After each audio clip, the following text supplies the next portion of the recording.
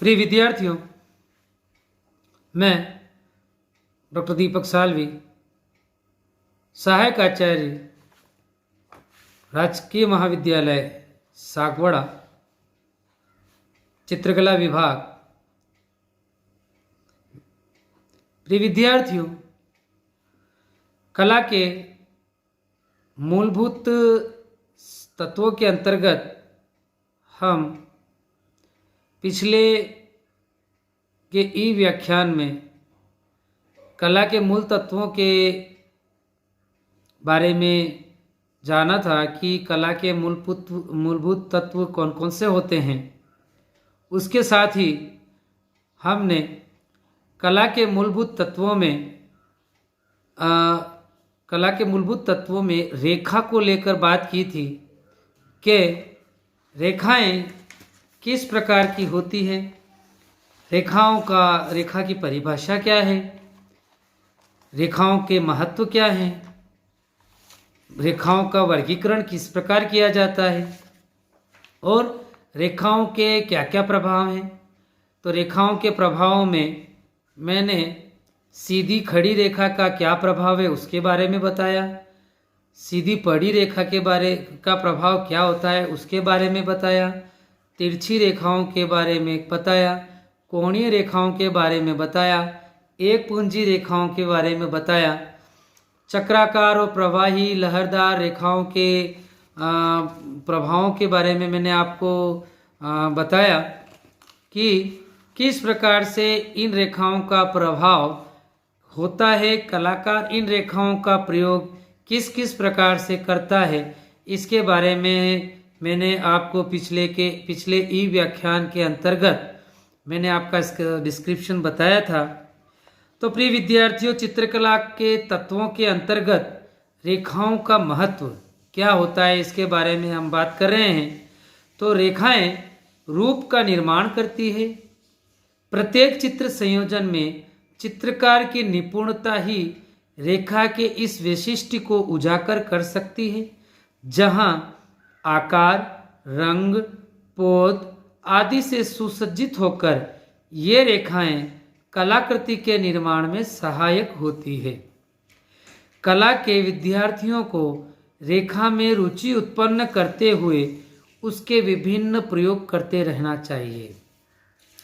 कलाकार भी अपनी आकारगत अथवा यथार्थ अभिव्यक्ति में तभी सफल होता है जबकि अंकन के इस सूक्ष्म एवं प्रथम कला तत्व रेखा के विभिन्न प्रयोग करता रहता है। रेखांकन के प्रकार, टाइप्स ऑफ ड्राइंग। तो इसके अंतर्गत पहला है स्वतंत्र रेखांकन, फ्री ड्राइंग।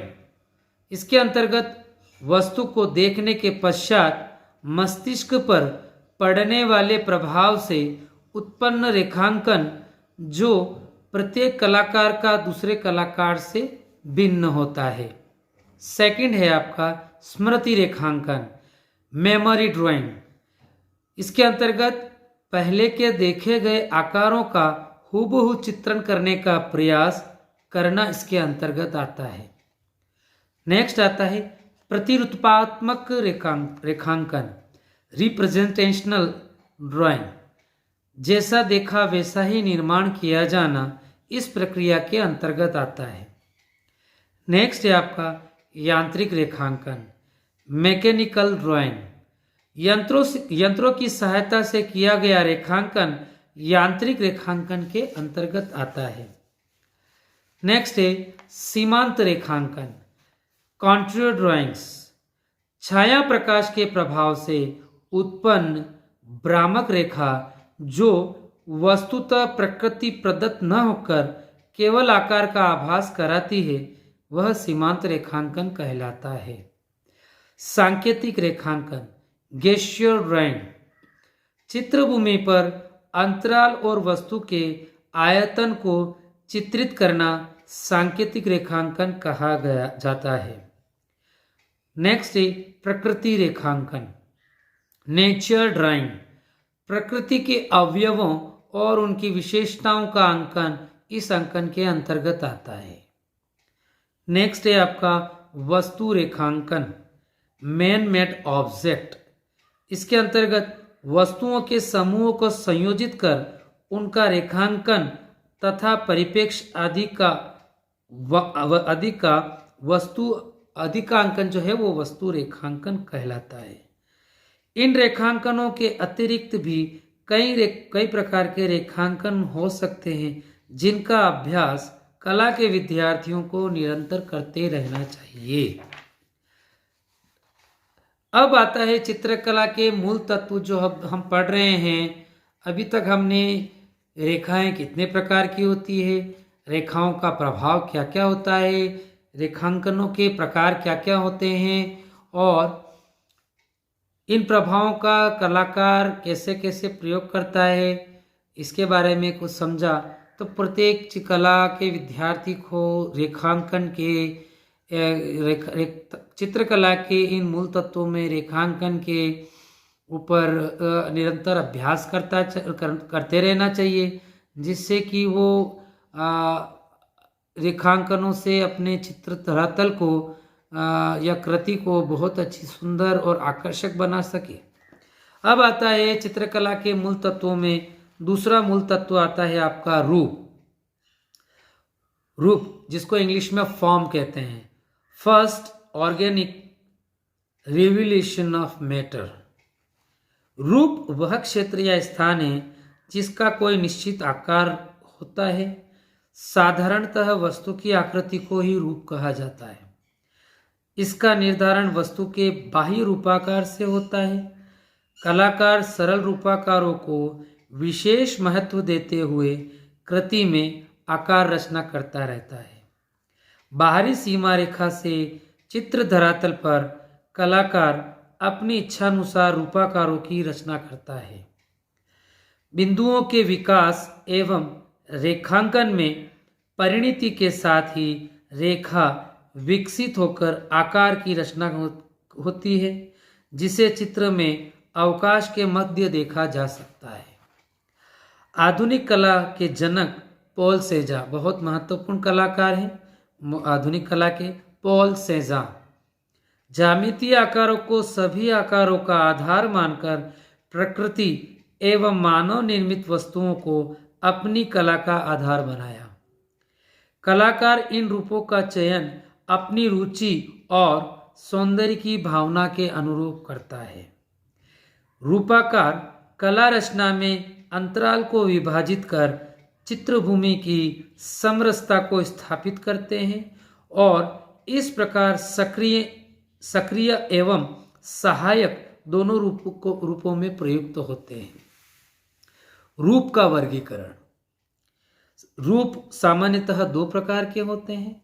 नियमित रूप सिमेट्रिकल जिसको बोलते हैं, इसके अंतर्गत जिस आकार के दोनों भाग समान होते हैं नियमित आकार कहलाते हैं, जैसे वृत्त, आयत, चतुर्भुज आदि। अनियमित रूप जिस आकार के एसिमेट्रिकल जिस आकार के एक दूसरे भाग में असमानता हो अनियमित आकार कहलाते हैं। ये आकार साधारणतः रुचिकर होते हैं।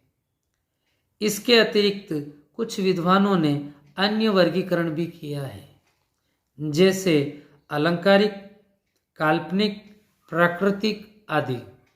यह वर्गीकरण रूप की बाह्य आकृति अथवा गुणों पर निर्भर करते हैं। इसी प्रकार रेखाओं के जिस प्रकार हमने देखे उनका प्रभाव देखा, उसी प्रकार हम रूप के प्रकार व प्रभाव types and effects of forms. रेखाओं के प्रभाव के समान ही रूप के भी अपने प्रभाव एवं महत्व होते हैं, जो रूप के दृष्टिकोणगत और आकारगत विशेषताओं के कारण होते हैं। अतः किसी कलाकृति की रचना में विशिष्टता लाने के लिए एक से अधिक रूपाकारों को संयोजित किया जाता है। किसी कलाकार के लिए आकार रचना करना पहली समस्या है, जिसे प्रत्येक कलाकार अपनी तकनीक एवं शैली से समाधान करता है। नियमित रूपाकारों के महत्व एवं विशेषताओं को इस प्रकार समझा जा सकता है। पहला है आपका आयताकार, रेक्टेंगुलर। ऐसे रूपाकार जिनमें रेखाएं समकोणीय होती है, ये रूपाकार प्रायः स्पष्ट और निश्चित होते हैं, जैसे मिठाई का डिब्बा, किताब आदि।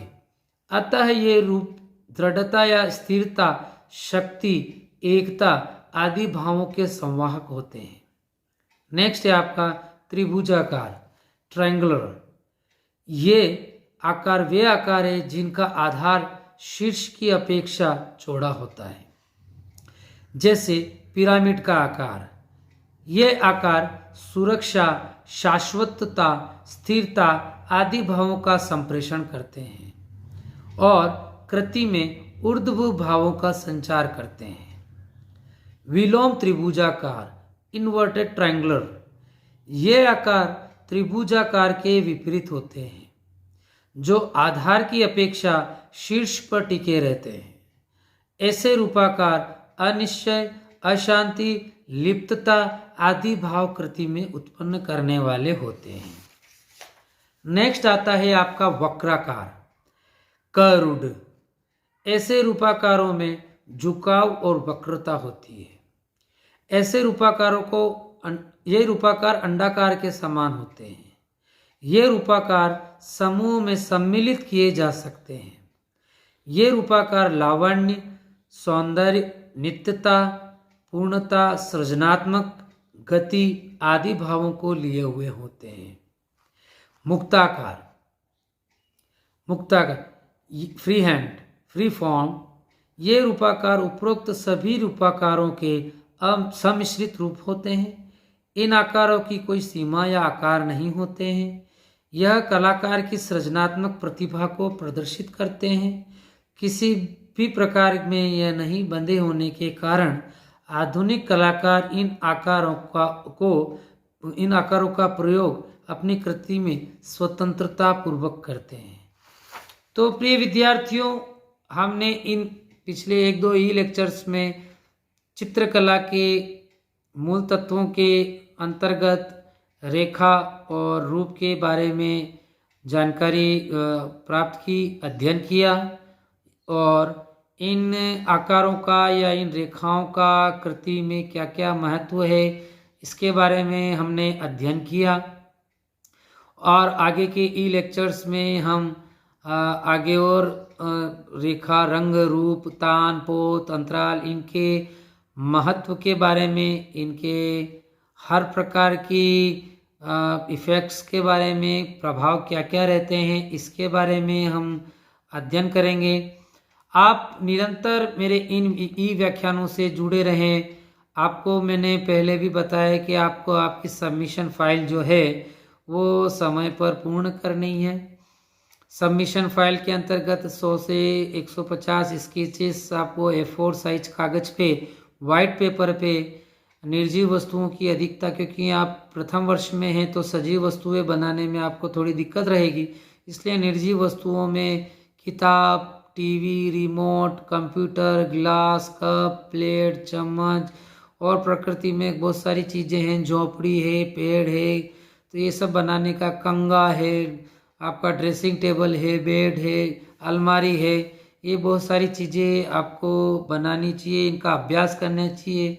और अभी तक भी नहीं बनाए हैं तो आप अभी से ही प्रयास करें, दिन के 4 से 5 स्केचेस बनाते रहें तो आपके 100 से 150 स्केच के बीच में हो जाएगा। इसके अतिरिक्त मैंने आपको बताया था हाफ इम्पीरियल साइज पे वस्तु चित्रण, जिसमें 2 से 3 तो shading, pencil shading, light and dark, और जिसमें कम से कम 3 वस्तुएं कम से कम होनी चाहिए, कप, प्लेट इस टाइप से, जग इस टाइप से, और 5 आपको कलर में शेडिंग देते हुए आपको बनानी है और इसमें लाइट एंड शेड रखना है, कहाँ लाइट कैसे हो रही है, तो आपको इनको सबमिट कराना है और आपको इनको अच्छे तरीके से बनाना है।